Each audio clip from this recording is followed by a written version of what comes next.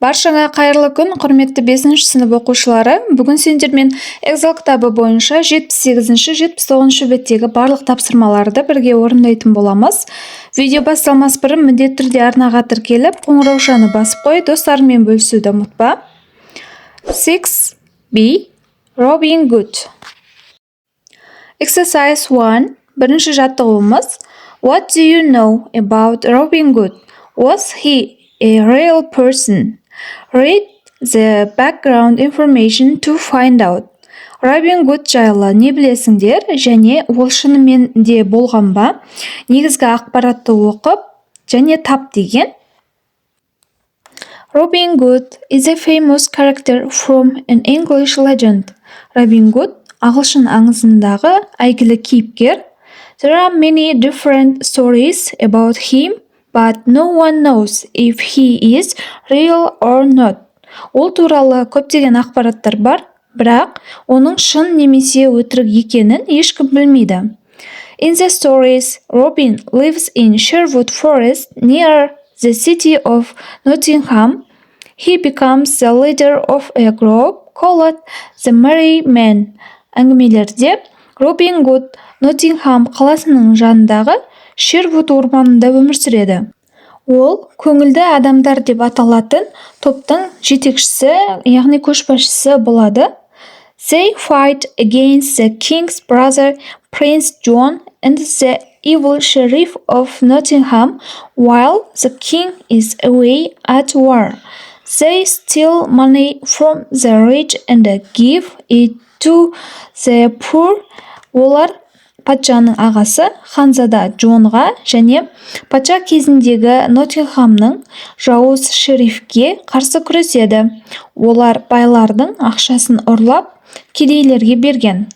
Robin Hood is a hero to the people. He is clever, honest, and loyal to the real king. He is also a brilliant archer. Робин Гуд халық үшін қаһарман. Ол сондай-ақ ақылды, шынайы және нағыз патшаға адал және де ол тамаша садақшы. Енді сұрағымызға жауап берейік. What do you know about Robin Hood? Was he a real person? Robin Hood is a famous character from an English legend. No one knows if he is real or not. Келесі тапсырмамыз Exercise 2, екінші жаттығу. Look at the pictures which shows. Суретке қарайсыңдар. Суреттегі көрсетілгендерді таңдау керек. A couple on their wedding day. Өздерінің тойларындағы жұптар. Бұл E. A man ordering his guards to arrest another man. Күзетшілеріне басқа адамды қамауға алуға бұйырған адам. Бұл C суретінде көрсетілген. A man riding away on a horse. Аттың үстінде басқа жаққа бара жатқан адам. A суретінде көрсетілген. A group of men stopping a man on a horse. Атқа мінген адамды тоқтатқан адамдар тобы. D суретінде көрсетілген. Men gathered around a fire. Оттың айналасына жиналған адамдар тобы. Бұл B суретінде көрсетілген. A man with a green hood holding a bow and an arrow. Садақ пен жебе ұстаған жасыл капюшонды киген еркек. Бұл B суретінде көрсетілген. Келесі тапсырмаға көшеміз. Exercise 3, үшінші жаттығуымыз. Who are the people in the pictures? Listen and read to find out. Суреттегі адамдар кім? Тыңдалымды тыңдап, оқы және тап деген. Lord of the Greenwood. One summer morning, many years ago, Robert Earl of Huntingdon and Marian were in a church. It was their wedding day. Just as they were about to be married, the door burst open. It was the sheriff of Nottingham. Stop the wedding, shouted the sheriff. You are one enemy of the king. Me, King Richard's enemy, never answered Robert. The sheriff said that his friend Prince John was the new king. While King Richard was away, he told Robert that no longer owned his castle, his laundered his title and ordered the guards to arrest him. But Robert was too fast. He escaped the guards and rode away on a horse into the forest. Soon after, a group of men stopped him. "Get off the horse and give us your money," one of them said. Another man in the group, Will Scarlett, recognized Robert and told the others to stop. He explained that they were all outlaws who lived in the forest and that the sheriff of Nottingham was their enemy. "From today, I am an outlaw too," said Robert. "Guy of Gisborne has got my title and my castle. You can join us." One of the men suggested, "Be our leader against Gisborne and the sheriff." That evening, as the men gathered around the fire, Will Scarlett presented Robert with a bow and an arrow and a green hood to wear. "Then you," said Robert, "Sherwood Forest is my castle now, and my name is Robin Good." The men all cheered loudly. Robin Good, Lord of the Green Wood. Біздің бұл тапсырмаға жауабымыз: The people in the pictures are Robert, Sheriff, Will Scarlett, and the guards. Суреттегі кісілер Роберт, Шериф, Уилл Скарлетт және күзетшілер. Енді келесі бетке көшеміз. 79-шы бет. Exercise 4, төртінші жаттығуымыз. Read again and put the pictures in the correct order. Тексті қайтадан оқисыңдар және де суреттерді дұрыс орын тәртібімен қойып шығу керек. 78-ші беттегі суреттерге және мәтінге қарай отыра қойып шығамыз. Біріншісіне E, екіншісіне C, үшіншісіне A, төртіншісіне D, бесіншісіне B. Бұл төртінші жаттығуымыздың дұрыс жауаптары. Келесі тапсырма Exercise 5. Бесінші жаттығуымыз Read again and complete the sentences. Мәтінді қайта оқисыңдар және сөйлемдерді дұрыс толтыру керек. Біріншісі Robert and Marian were in the church when they were married. Роберт және Мэриан үйленген кезде шіркеуде болды. Екіншісі The sheriff asked the guards to arrest him.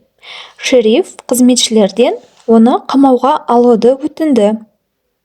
Үшіншісі Robert got on a horse and escaped. Роберт атқа отырады да қашып кетеді. Төртіншісі In the forest, Robert met a group of men. Орманда Роберт ер кісілердің тобын кездестіреді. Бесіншісі The men were all outlaws. Ерлердің бәрі заңнан тыс болған. Алтыншысы Robert explained that he had no title and a castle anymore. Роберт оның енді сарайы жоқ екендігін түсіндіреді.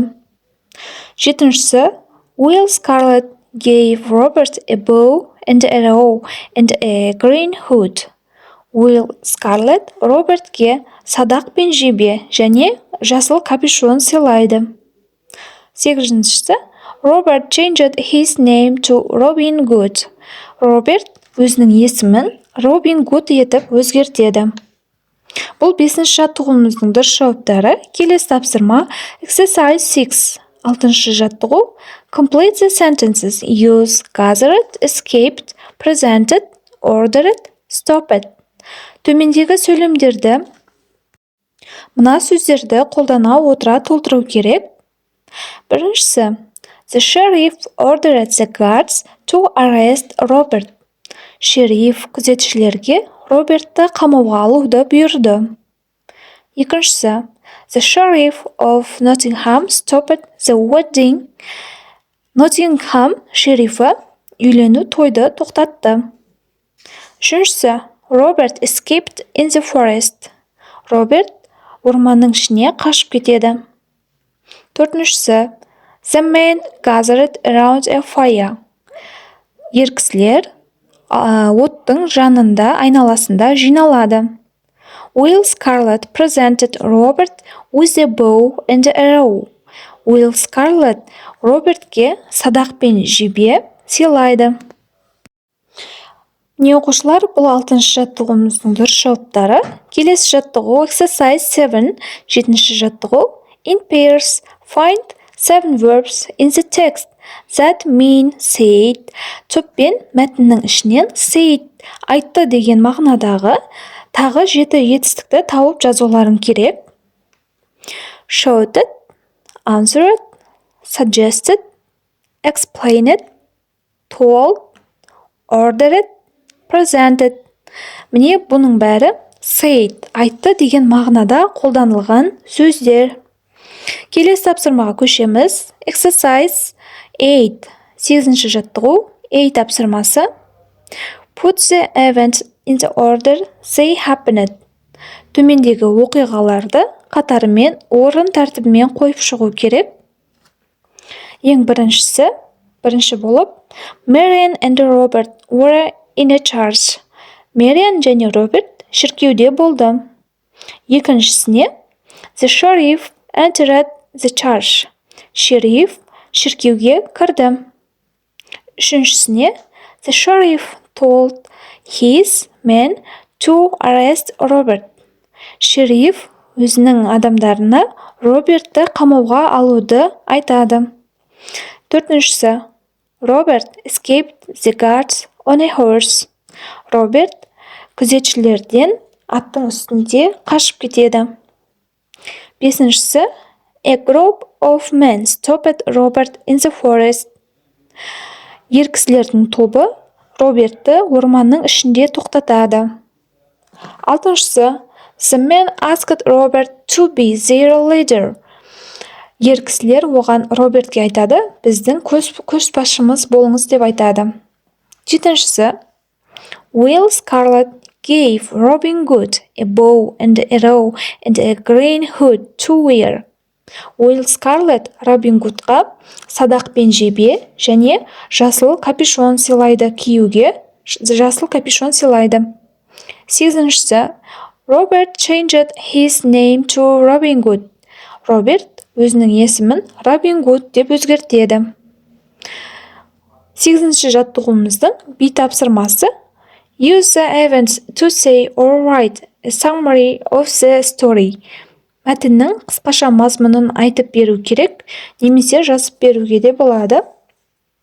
8-ші жаттығудың A тапсырмасындағы жаңағы берілген сөйлемдерді ретімен айтып берсеңдер де болады. Сол жерде қысқаша мазмұны берілген, немесе дәптерлеріне жазып қойсаңдар да болады.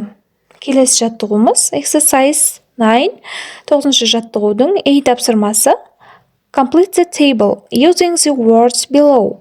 Төменде көрсетілген сөздерді қолданып, таблицаны толтыруымыз керек. Бұл жерде екі кісі берілген, Робин Гуд және Sheriff of Nottingham. Ноттингhamның шерифі. Осы екеуіне мына сөздердің қай кісіге қатысты екен, соны бөліп жазамыз. Робин Гуд, loyal to King Richard, honest, lives in Sherwood Forest. Sheriff of Nottingham lives in Nottingham Castle, loyal to Prince John Evil. Міне бұл A тапсырмасының дұрыс жауабы. Келесі осы 9-ші жаттығуымыздың B тапсырмасы.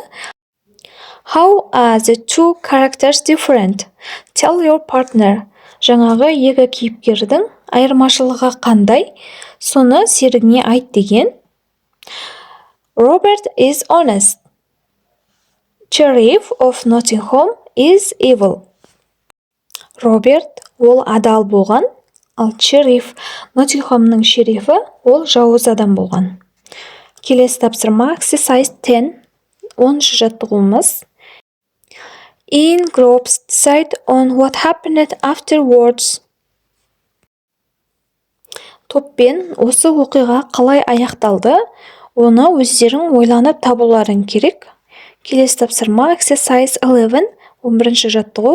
Research the whole story or watch the video. How close were your guesses? Осы әңгіменің толық нұсқасын видеосын зерттеп көресіңдер. Сенің болжамың бойынша қаншалықты сәйкес келді? Және оның Робин Гудтың кітабын оқып көрсеңдер де болады. Сенің ойыңша бұл оқиға қалай аяқталды? Және толық нұсқасында сенің ойыңмен сәйкес келді ме? Соны айтасыңдар. Міне оқушылар, бүгін сендермен 78-ші, 79-ші беттегі барлық тапсырмаларды бірге орындап шықтық. Сабақ түсінікті болды деген ойдамын. Егер видео ұнаған болса, міндетті түрде арнаға тіркеліп, қоңырау тушағына басып қой. Достарыңмен бөлісуді ұмытпа. Назарларыңа рахмет. Келесі кездескенше.